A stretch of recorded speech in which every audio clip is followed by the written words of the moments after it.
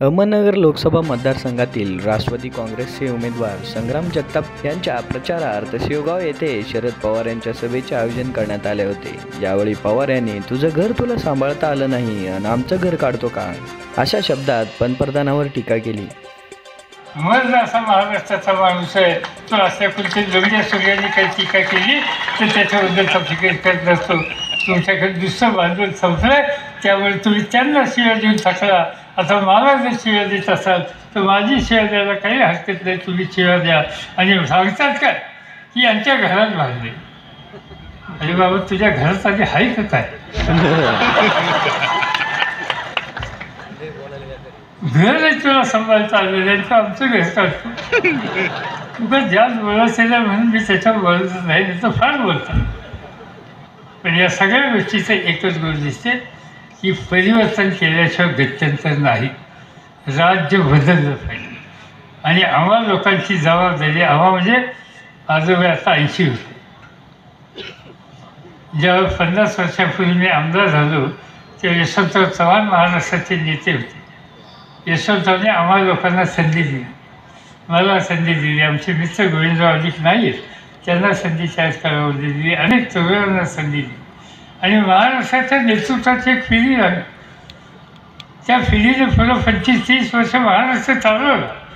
आता आमची जबाबदारी आहे की पुढच्या 25-30 वर्ष महाराष्ट्राचा गाळा चालवण्याच्यासाठी नवी पिढी त्या ठिकाणी आणली पाहिजे आणि ती नवी पिढी आणण्याच्यासाठी आम्ही संग्रामाला या ठिकाणी उभं केले। माझी आपल्या सगळ्यांना आग्रहाची विनंती, ठिकठिकाणी आम्ही तरुण माणसं दिली, नवी पिढीचं नेतृत्व आम्हाला तयार करायचं आणि ते नेतृत्व आम्ही तयार करतो। त्यासाठी हे सगळे कष्ट करण्याची भूमिका आहे। ते जे नेतृत्व आम्ही तयार केलं ते पक्षासाठी काम करणार आहे, पक्षाच्यासाठी पर्यंतची भूमिका घेणार आहे आणि लोकांच्याशी बांधिलकी ठेवणार आहे। उद्या मला नाही मिळालं तर मी चालू दुसरीकडे असं नाही, जायचं असेल घर सोडायचं नाही।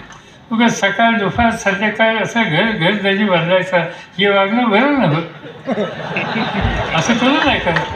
लोक काय म्हणतात त्याच्यामध्ये?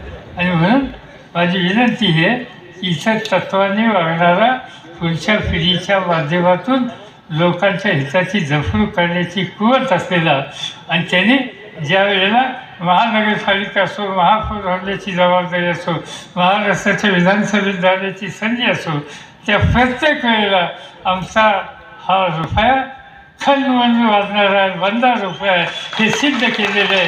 हा बंदा रुपया तुमच्या सगळ्यांच्या पाठिंब्यानं सही शिक्क्याने आज त्या ठिकाणी मोठ्या मताने त्याला विजयी करा आणि या देशामध्ये नवं नेतृत्व तयार करण्याचे काँग्रेस, राष्ट्रवादी आम्हा सगळ्यांचे जे प्रयत्न आहेत त्या प्रयत्नांच्या पाठीशी शक्ती उभी करा हीच विनंती या ठिकाणी करतो आणि माझे 2 शब्द संपवतो।